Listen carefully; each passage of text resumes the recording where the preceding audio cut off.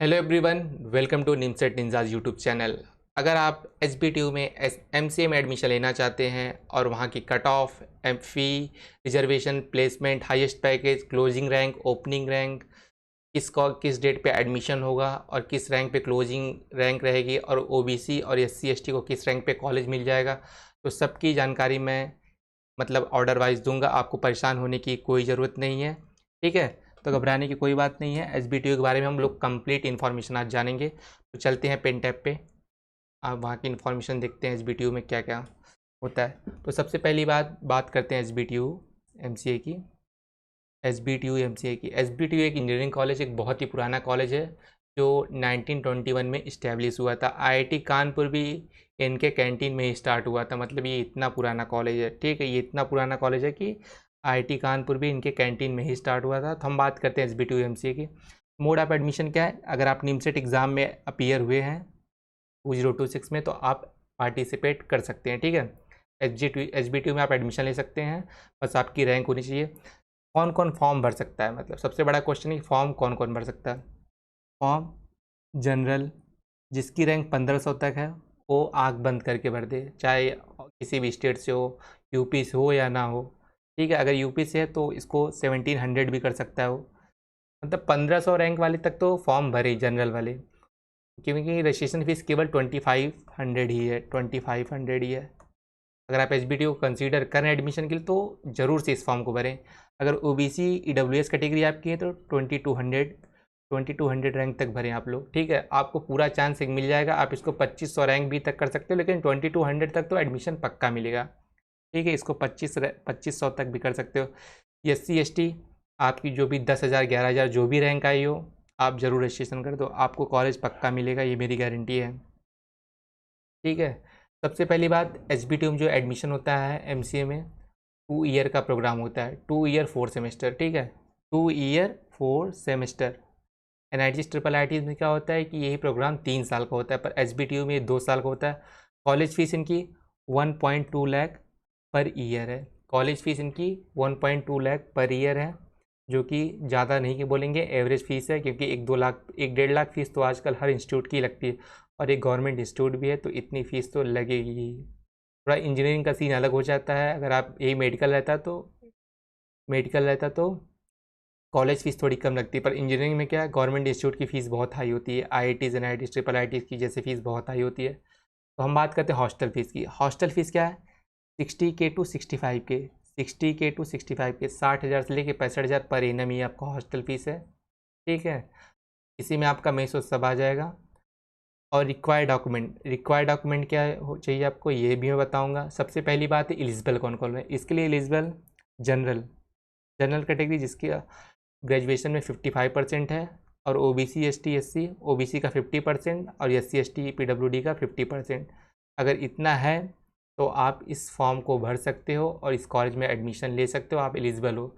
सबसे नंबर 1 पे डॉक्यूमेंट आता है 10th एंड 12th की मार्कशीट, 10th एंड 12th की मार्कशीट एंड सर्टिफिकेट। जैसे क्या होता है, 10th के जब रिजल्ट होता है तो बहुत लोग को मार्कशीट और सर्टिफिकेट दोनों मिलता है, और बहुत लोग को क्या होता है एक ही में, जैसे कुछ स्टेट बोर्ड होते हैं जो मार्कशीट और सर्टिफिकेट एक ही देते हैं, और कुछ स्टेट बोर्ड ऐसे होते हैं जिसमें 10th-12th का मार्कशीट अलग, सर्टिफिकेट अलग।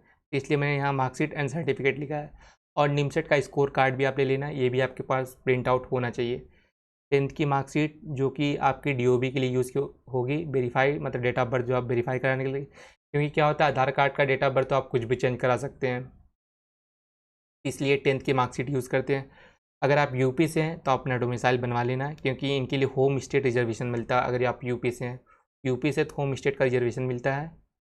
इनकम सर्टिफिकेट भी बनवा लेना, अगर आप यूपी से हैं, आपको स्कॉलरशिप चाहिए तो आप बनवा लेना। और कुछ कंडीशन है, स्कॉलरशिप इनकम आपकी 1 लाख से 2 लाख से कम ही होनी चाहिए, ज़्यादा इनकम नहीं होना चाहिए। और तीसरी कंडीशन है कि स्कॉलरशिप उन्हीं को मिलेगी जिनके पापा नॉन गवर्नमेंट एम्प्लॉय हैं, जैसे एग्रीकल्चर, और जिनकी इनकम 2 लाख से कम है, 1 लाख से पर एनम इनकम, ठीक है। और मेडिकल सर्टिफिकेट, ये भी एडमिशन के टाइम लगेगा, मेडिकल सर्टिफिकेट ये भी लगेगा कि आपकी हाइट क्या है, आपको कोई बीमारी तो नहीं है। मेडिकल सर्टिफिकेट ये आपकी गवर्नमेंट हॉस्पिटल से बन जाएगा। और पाँचवीं चीज़, तो जितने डॉक्यूमेंट मैंने बताया सब पे आप साइन कर लेना, सब पे सेल्फ अटेस्ट, और सबको फ़ोटो कॉपी करा के ही कॉलेज जाना, कॉलेज वेरिफिकेशन के टाइम पे। अगर आपका गैप है तो आप गैप भी बनवा लेना, गैप है तो गैप भी बनवा लेना। गैप एफिडेविट जो तहसील से कोर्ट कचहरी जो भी होता है दोनों जगह से बनता है, 100-150 का बनता है। ठीक है, अब हम बात करते हैं प्लेसमेंट। इनका प्लेसमेंट कैसा है, एसबीटीयू का प्लेसमेंट कैसा है। पैकेज की बात करते हैं। ऑन कैंपस जो प्लेसमेंट है 5 लाख से 10 लाख के बीच वैरी करता है। इनके यहाँ टीसीएस भी आती है, प्राइम रोल लेके भी आती है, 11-12 लाख रुपए जो भी देती है प्राइम। और लैंडिस गियर भी करके कंपनी आती हैं, डिलॉयट भी आती है, हेस्डिन बाय डिलॉयट, ऐसे मेजर जोश टेक्नोलॉजी और करीब करीब 20 से 25 कंपनी आती है, नोएडा बेस्ड, लखनऊ बेस्ड और गुरुग्राम बेस्ड। ऐसे कम से कम 3 से 4 जगह की कंपनी यहाँ पे आती है। और एमसीए के लिए कम से कम 15 से 20 कंपनी आती है। एमसीए के लिए 15 से 20 कंपनी आती हैं। सीजीपीए भी कुछ मतलब मैंडेटरी होता है, ऐसा नहीं कि सब लोग बैठ जाएंगे। सीजीपीए जिसकी 6 सीजीपीए के ऊपर है, 7 के ऊपर है, केवल वही लोग प्लेसमेंट में बैठ पाएंगे। ऐसा नहीं है कि सब लोग बैठ पाएंगे, एक क्राइटेरिया होता है फ़िल्टर करने का सीजीपीए। तो आप कॉलेज में जाना 2 साल का एमसीए, आपको समय नहीं मिलेगा कि कब पढ़ना है, कब सीजीपीए मेंटेन करना है, कब स्किल मेंटेन करना है, कब स्किल बढ़ाना है, बहुत ही कम समय मिलेगा। जैसा सीनियर बताते हैं वैसा ही फॉलो करना, अपने मन का कुछ मत करने लग जाना। अगर आप बहुत एडवांस स्टूडेंट हो तो आप कर लेना अपने मन की यार। और हाईएस्ट पैकेज इनका जो 17 LPA है, जो कि लैंडिस गियर कंपनी ने दिया था, ठीक है, 2022 में और 2022 में। और कंपनी कौन कौन सी इनके आती है, कंपनी तो मैं 15-20 कंपनी बताया, पर सबका नाम इतना नहीं है मुझे पता है। पर TCS, Josh technology, HashedIn by Deloitte and many more, बहुत सी कंपनी, यार नाम तो नहीं याद आ रहा है पर बहुत सी कंपनीज़ हैं। स्कॉलरशिप, अगर आप यूपी से हैं तो आपको स्कॉलरशिप भी मिलेगी। अगर आप यूपी से हैं, जनरल कैटेगरी से हैं, ओबीसी कैटेगरी से हैं, SC ST कैटेगरी से हैं, पर आपकी एनुअल इनकम 1 लाख से 2 लाख के बीच में होनी चाहिए और या उससे कम होनी चाहिए, तभी आपको स्कॉलरशिप मिलेगी। और आपके पेरेंट्स गवर्नमेंट एम्प्लॉय नहीं होना चाहिए, क्योंकि गवर्नमेंट एम्प्लॉय रहेंगे तो इनकी 1 महीने की सैलरी करीब करीब 50,000 होगी। 50,000 तो 12 महीने की सैलरी 6 लाख हो जाएगी, तो आप उस क्राइटेरिया से बाहर हो जाएंगे। तो इसलिए आपकी जो एनुअल इनकम है 1 लाख से कम या 1 से 2 लाख के बीच में होनी चाहिए, ज़्यादा ना हो, नहीं तो आप स्कॉलरशिप नहीं ले पाएंगे। और कंडीशन क्या है कि आपको यूपी का ही होना पड़ेगा और यूपी से स्कॉलरशिप आपको मिलेगी, ठीक है, यूपी का ही स्टूडेंट होना चाहिए और यूपी स्कॉलरशिप मिलेगी। कंडीशन बता ही दिया मैंने। अब बात करते कैंपस। इनके पास 2 कैंपस है, एक ईस्ट कैंपस है, एक वेस्ट कैंपस है। इनकी जो क्लासेस चलती हैं ईस्ट कैंपस में, ठीक है, और वेस्ट कैंपस अभी इनका नया बना है, जिसमें जैसे कोई फंक्शन इवेंट हो गया, ऑडिटोरियम हो गया, ये इनका बड़ा बड़े जो भी नए नए हैं, कोई बड़ा बड़ा इनका अगर शो होता है, जो भी इवेंट होता है तो उसमें ही कराते हैं। अगर जैसे मान लो अभी इनका कन्वोकेशन होगा तो उसी में वेस्ट कैंपस में ही कराते हैं, जो कि अम्बेडकर हॉस्टल के करीब में ही है, जो बॉयज़ हॉस्टल है। डिस्टेंस, अब एक कंडीशन क्या है, जो बॉयज़ हॉस्टल है ना वो कॉल ईस्ट कैंपस से थोड़ा 4 से 5 किलोमीटर के डिस्टेंस पे है। जो बॉयज़ हॉस्टल है 4 से 5 किलोमीटर से दूर है हॉस्टल टू कॉलेज के डिस्टेंस जो है 4 से 5 किलोमीटर के करीब। तो आपको कोई ट्रांसपोर्ट का कुछ ना कुछ करना पड़ेगा। आई थिंक बस भी जाती है east west campus to east campus, तो उसमें आप रेगुलर जा सकते हो, पर उसकी एक टाइम फिक्स है। तो ट्राई करना कोई ऑटो ऑटो जो भी हो, एक ग्रुप करके कंबाइन होके उसको बुक कर लेना और डेली आना जाना। वरना आप बाइक ले सकते हो अपने कन्वीनियंस के लिए। और आपको मिलेगा अम्बेडकर हॉस्टल, ठीक है, अम्बेडकर हॉस्टल मिलेगा। और सबसे बड़ी बात क्या है कि एक रूम में, जो बॉयज़ के लिए हॉस्टल है, एक रूम में 3 से 4 लोग कम से कम रहेंगे। तो ये शेयरिंग रहेगा, ये शेयरिंग इंडिविजुअल किसी को नहीं मिलेगा। 3 से 4 लोग एक रूम में ही रहेंगे, 3 से 4 लोग एक रूम में रहेंगे और शेयरिंग। आप डे स्कॉलर भी जा सकते हो, अगर हॉस्टल में 3 शेयरिंग नहीं कर पा रहे तो आप डे स्कॉलर अगल बगल रूम ले सकते हो। जगह मतलब रूम है, ऐसा नहीं कि कॉलेज जंगल में है, आप रूम ले सकते हो और वहाँ रह सकते हो, कोई दिक्कत नहीं। थोड़ा सा महंगा मिलेगा पर कोई बात नहीं। और एक कोई गेट क्लोजिंग टाइम हॉस्टल की नहीं है, आप किसी भी टाइम पे आप अंदर आ सकते हो, इंटर एग्जिट कर सकते हो। पर थोड़ा सा गार्ड भी रहते हैं, उनको बताना पड़ता है, पर इतना केयर कोई नहीं करता है, ठीक है। गेट क्लोजिंग टाइम जो है, गेट क्लोजिंग टाइम बॉयज़ के लिए कुछ भी नहीं है। बॉयज़ के लिए गेट क्लोजिंग टाइम कुछ भी नहीं, चाहे 11 बजे आए चाहे 12 बजे आए। और बाकी यार मास्टर्स कर रहे तो गेट क्लोजिंग एंट्री टाइम क्या ही आपके लिए होना चाहिए। और रही बात गर्ल्स के लिए, गर्ल्स के लिए इनका जो हॉस्टल है कावेरी हॉस्टल, इसकी गेट क्लोजिंग टाइम 7 से 8 बजे के बीच में रहती है।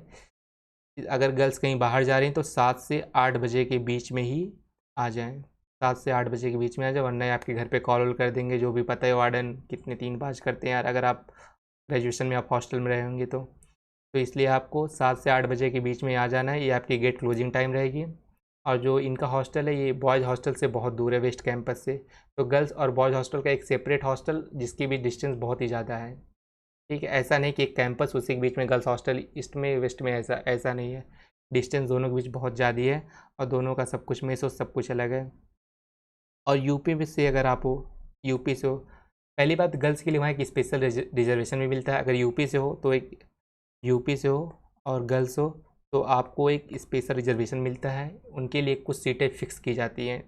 ठीक है, कुछ सीटें फिक्स की जाती हैं। अगर आप जनरल कैटेगरी से हो, किसी भी कैटेगरी से हो, नहीं मैटर करता है, तो सीटें गर्ल्स को ही मिलेंगी, चाहे ओबीसी कैटेगरी को, चाहे एससी कैटेगरी को, चाहे एससी, चाहे पीडब्ल्यूडी ही क्यों ना हो, उसके लिए सीट रिजर्व रहती है। अब बात करते हैं काउंसलिंग प्रोसेस की। काउंसलिंग प्रोसेस की बात करते हैं, सबसे पहले आपको क्या करना है, रजिस्ट्रेशन करना है 2500 रुपये दे के। रजिस्ट्रेशन कौन कौन कर सकता है, मैंने ऊपर बता दिया था। रजिस्ट्रेशन ये लोग तो ज़रूर करें, बाकी इसमें 200-300 रैंक एक्स्ट्रा ऐड करके भी लोग कर सकते हैं, और बाकी यहाँ तक तो कॉलेज मिलेगा। ये अगर एचबीटीयू कंसीडर कर रहे हैं तो ये ज़रूर फॉर्म भरें। केवल 2500 रुपये लगेंगे, वो भी नॉन रिफंडेबल रहेंगे। 2500 नॉन रिफंडेबल, 2500 नॉन रिफंडेबल। और दूसरा प्रोसेस क्या है कि सब जितना डॉक्यूमेंट बताया मैं, सब डॉक्यूमेंट आपको अपलोड करना पड़ेगा काउंसलिंग के टाइम पे। ये आप बेसिक चीज़ है, और सब सेल्फ अटेस्ट होना चाहिए, मतलब सब पे आप साइन विथ डेट, मतलब साइन कर देना, नीचे डेट लिख देना है। ठीक है। और तीसरी चीज़ है, please fill your NIMCET application number carefully. जो आपका निमसेट का अप्लीकेशन नंबर है उसको बहुत केयरफुली फिल करना, वरना आपकी रैंक कोई भी हो आपको एडमिशन नहीं मिलेगा। गलत तरह एडमिशन, वैसे तो आप निमसेट का एप्लीकेशन नंबर डालेंगे तो आपका नाम वहाँ आ ही जाएगा, गलत नंबर रहेगा तो नहीं ओपन होगा। पर आपको ज़रूर से एकदम केयरफुल हो के निमसेट एप्लीकेशन नंबर वहाँ पे एंट्री करना है काउंसलिंग के टाइम पे। और एक कंडीशन और है, जैसे कुछ बच्चे होते हैं कि अगर मुझे निमसेट का एडमिशन, एचबीटीयू का एडमिशन साथ में ही होता है, 10 दिन आगे पीछे थोड़ा सा होता है, तो बहुत बच्चे सोच रहे होंगे अगर मुझे ये कॉलेज मिल गया तो मैं एचबीटीयू नहीं लूँगा। पर अभी क्या है, एडमिशन फॉर्म तो भरना ही पड़ेगा, रजिस्ट्रेशन करना ही पड़ेगा। ठीक है।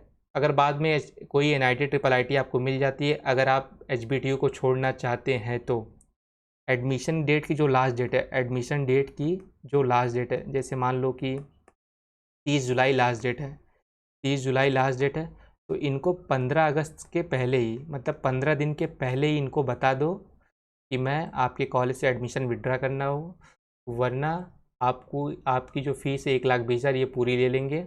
अगर 15 दिन के अंदर बता देते हैं लास्ट डेट एडमिशन के, तो आपको ये 5,000 काट के, आपको जैसे 1,20,000 दिए हैं तो आपको ये 1,15,000 रिटर्न कर देंगे। ठीक है, 5,000 काट के, जो यूजीसी का रूल है, तो 1,15,000 ये आपको रिटर्न कर देंगे। अब रही बात मेन चीज़, कट ऑफ। कट ऑफ ये सबसे ही इम्पॉर्टेंट टॉपिक है, सबसे इम्पॉर्टेंट। सब लोग कन्फ्यूज होंगे कि भैया कट ऑफ क्या रहेगी और लास्ट ईयर कट ऑफ क्या थी। तो मैं अभी 26 की कट ऑफ बता रहा हूँ, एक जो प्रेडिक्टेड कट ऑफ है 26 की क्या रहेगी। 26 की जो जनरल ईडब्ल्यूएस की कट ऑफ रहेगी, ये करीब करीब 1800 से लेके 200, मतलब 2000 रैंक तक रहेगी। यहाँ तक आपको कॉलेज मिल ही जाएगा। ठीक है। और ओबीसी की बात करें तो ओबीसी ये 1800 तो मैं ऐसे लगा दिया, बाकी लास्ट इनकी क्लोजिंग रैंक क्या रहेगी, करीब करीब ओबीसी की क्लोजिंग रैंक, ओबीसी की भी कम से कम 2,500 मान लो, वैसे तो 2,200, 2,500 मैक्स मान लो, और 2,200 राउंड 2 तक मान लो, 2,200 तक जाएगी। अगर आप 2,500 तक, तो कॉलेज अलॉट हो जाना चाहिए, नहीं होगा तो स्पॉट राउंड में तो पक्का ही हो जाएगा। एससी एसटी अगर आपने फॉर्म भरा है, आपकी रैंक है 9,000 से लेके 10,000 तक, तो आपको कॉलेज पक्का ही मिलेगा, पक्का मिलेगा। और रही बात होम स्टेट कोटा की, तो थोड़ा से इन लोग के लिए थोड़ी छूट रहती है। होम स्टेट से हो तो आप 100 प्लस कर लो अपनी रैंक में, होम स्टेट से हो तो 100 रैंक प्लस कर लो। जैसे आईपीयू अपने होम स्टेट में छूट देता है, वैसे एसबीटीयू भी अगर आप यूपी से तो आपको छूट देता है। अब हम बात करते हैं 2025 की ओपनिंग और क्लोजिंग रैंक की, क्योंकि ये भी एक बहुत इंपॉर्टेंट डेटा है, जहाँ से हम लोग को ये पता चलेगा कि कॉलेज की पिछली बार ओपनिंग और क्लोजिंग रैंक क्या थी। क्लोजिंग रैंक, सबसे बड़ी बात ओपनिंग और क्लोजिंग, राउंड 1 की बात करते हैं हम लोग, राउंड 1 की बात करते हैं। राउंड 1 में ऑल इंडिया कोटा की बात करते हो ओबीसी, जिसकी कैटेगरी ओबीसी है और वो किसी भी स्टेट से हो, चाहे मेल हो चाहे फीमेल हो, चाहे मेल हो चाहे फीमेल हो, उसके लिए 1250 पे ओपन हुआ था और 1650 पे क्लोज हुआ था। ये राउंड 1 की मैं बात कर रहा हूँ, ठीक है, राउंड 1 की। और राउंड 1 और EWS category both male and female 1261 opening थी और 1405 क्लोजिंग रैंक थी। ये क्लोजिंग रैंक थी। ओपन कैटेगरी की बात करते हैं तो ओपन कैटेगरी की 765 ओपन थी और 1230 क्लोज थी। पीएससी की both male and female 1551 open थी और 11,933 क्लोज थी। ईएसटी की 10,080 ओपन थी और 10,080 पे ही क्लोज हो गई। मतलब कि जो बच्चा 10,080 पे आया था और उसने एडमिशन भी लिया, इसलिए 10,080 पे ही सीट बंद हो गई, ठीक है।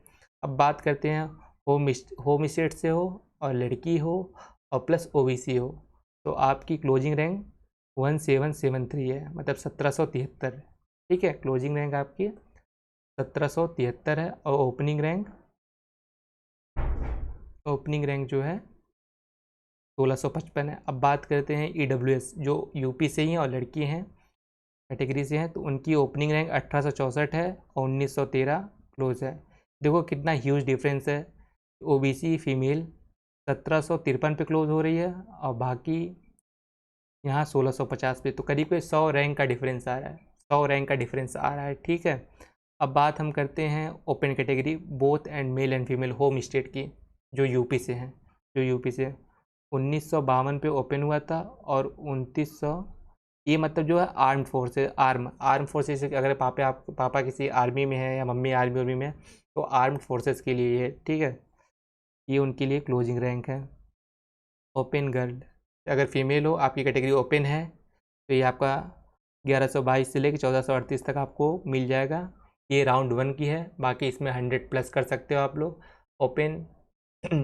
ये देखो tuition fee waiver, I think tuition fee waiver, अगर आप उसमें क्या होता है 3 सीट वहाँ की फ़ी वेबियर वाली रहती है, 3 सीट जो होती है फ़ी वेबियर। अगर आप टॉप 3 में रहते हैं और टॉप थ्री रैंकर आप हो तो आपकी फ़ी भी नहीं लगेगी एचबीटीयू में। फ़ी वेबियर सीट है, फ़ी वेबियर। अगर आपकी रैंक टॉप 3, मतलब जैसे जो ओपनिंग रैंक उनकी है, अगर उसमें से आप टॉप 3 में आते तो आपकी फ़ीस 0 लगेगी।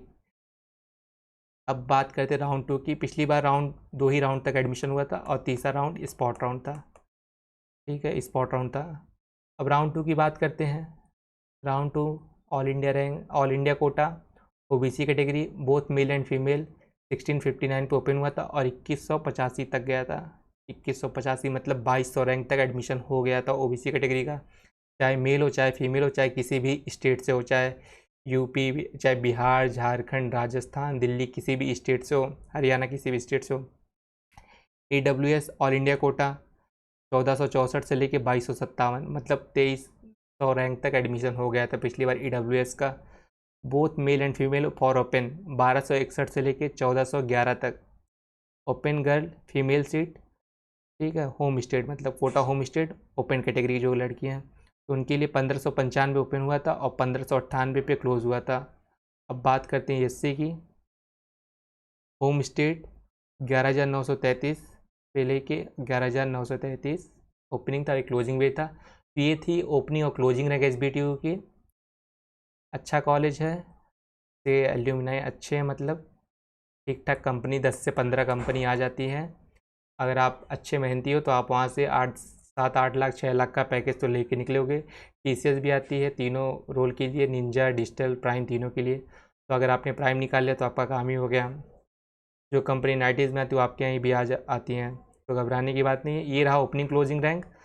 अगर आपको कोई भी प्रॉब्लम आती है एडमिशन से रिलेटेड तो आप प्लीज़ कमेंट बॉक्स में कमेंट करें और मैं हर प्रॉब्लम का, जो भी आपको प्रॉब्लम है, सबका कमेंट में सलूशन दूंगा। अगर और कुछ जानना एक्स्ट्रा चाहते हैं तो आप मेरे व्हाट्सअप ग्रुप को ज्वाइन करो, निमसेट निंजा, जो डिस्क्रिप्शन बॉक्स में दिया रहेगा, ज्वाइन करो। और वहाँ स्टूडेंट है जो एचबीटीयू में ऑलरेडी पढ़ रहे हैं, तो आपकी प्रॉब्लम दूर कर सकते हैं, जो भी आपकी प्रॉब्लम मतलब सॉल्व कर सकते हैं। मिलते हैं नेक्स्ट वीडियो में किसी नेक्स्ट टॉपिक से related. Bye bye, take care.